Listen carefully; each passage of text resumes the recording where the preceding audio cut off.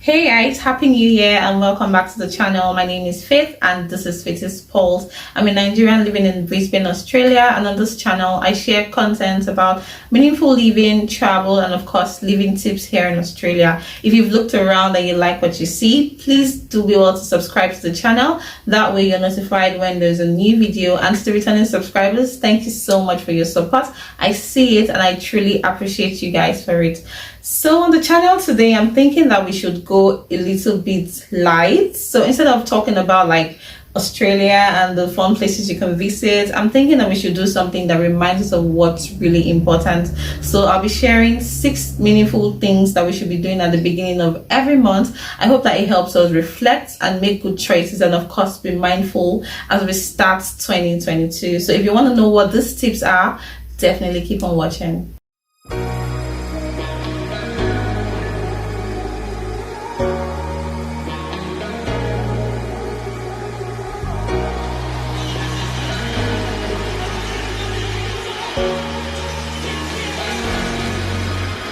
Got enough of every melody, they all sound the same.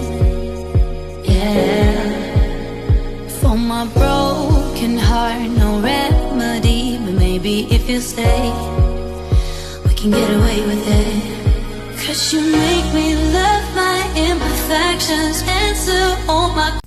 Welcome back, guys. So the first on my list is to count your blessings and of course stay grateful. If you ask me, this should be like a daily thing, but yeah, just because it's a new month or it's a new year, I think that it should be in an intentional act. So like, think about it this way: you've gone through 2020, you've gone through 2021, and now you're in a new year. A lot has happened in the past year. You can only just be thankful, you can only just be grateful, and you can only just count your blessings in all these things that have happened, all these stories we've heard. There's some good things that has happened to you. So I'll just say that the first thing that you should be doing at all, if at all you don't do anything, first should be counting your blessings and of course staying grateful.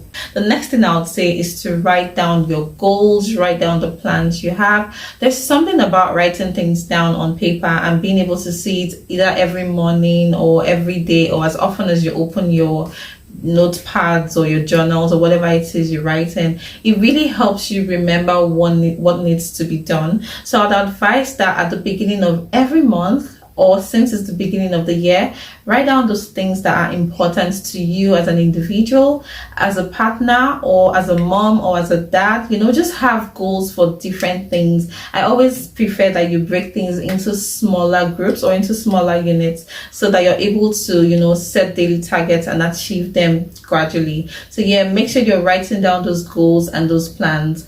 Third on my list would be budget. So budget is, it's sounding very cliche. Everybody's always like, oh, let's do a budget, let's do a budget, let's do a budget.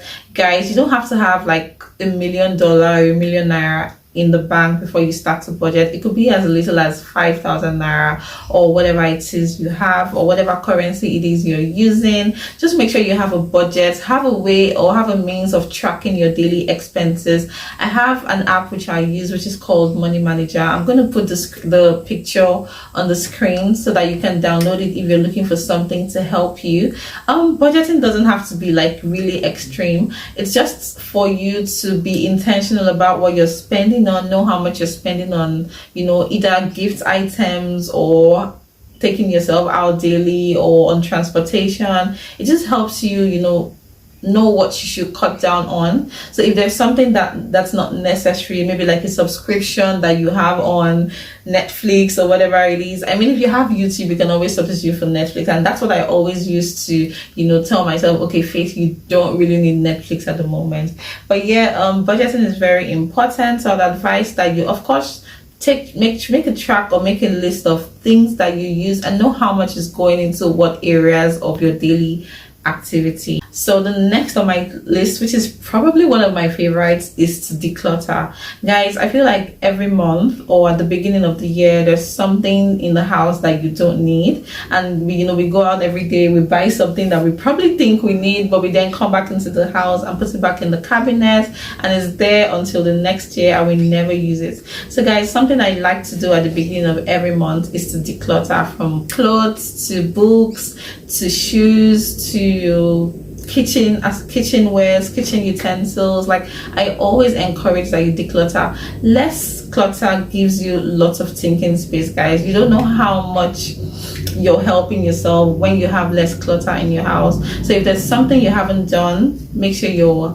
decluttering at the beginning of every month or to start of the year. Guys, the lighting is on and off because it wants to rain and it doesn't want to rain. The weather can make up its mind. But anyways, guys, back to the video. Make sure you're decluttering at the beginning of every month. My second favorite on the list will be to plan a self-care activity every month. I feel like we work so hard, we do so much for ourselves, for our family, for the people around us at work, and then we forget to take care of ourselves. So one thing I always like to do is to plan my self-care activity. It can be as little as taking a day off work, or going for a walk, or going to the beach, or just doing something that you really like. It could even be just lying down on the couch one day and just being lazy, being a plain old couch potato. Like, as long as it's something that makes you happy, something that rejuvenates you, something that doesn't make you stress, yeah, I'm up for it. So yeah, guys, make sure at the beginning of every month you're planning a self-care activity. I mean, if you can go for 2 activities or 3 activities, why not? But make sure you're having that me time. It's very important, and sometimes we forget to take care of ourselves. So guys, don't forget to plan a self-care activity. And the last thing on my list would be to volunteer. This is something I've been doing from way back in Nigeria. I haven't done so much of it since I moved to Australia. I did a little bit of volunteering when I moved in, but then so far I haven't really done anything. So if you're working and you don't really have the time, or your weekends are not yours anymore, you can always support organizations by sending your cash. If you can't spend your time, sending your cash, words of encouragement, help those people. I mean, it doesn't have to be people you don't know. It could actually be your family members who need your help. So make sure you're volunteering in one way or the other. So all these 6 things are just things that helps you live meaningfully. I feel like spending your time meaningfully actually helps in your personal growth journey. So yeah, if you're spending your time doing the 6 things every month, then you know that you've done something meaningful at the beginning of the month. Okay, so yeah, thank you so much for watching, guys. I hope you enjoyed this video. I tried to make it as short as possible, and I hope it is really short. So yeah, see you in my next video. If you love videos like this, if you want me to share tips about personal growth and personal development, leave your questions or your suggestions in the comment section, and I'll be happy to talk about them in another video. So until my next one, bye and take care of yourself.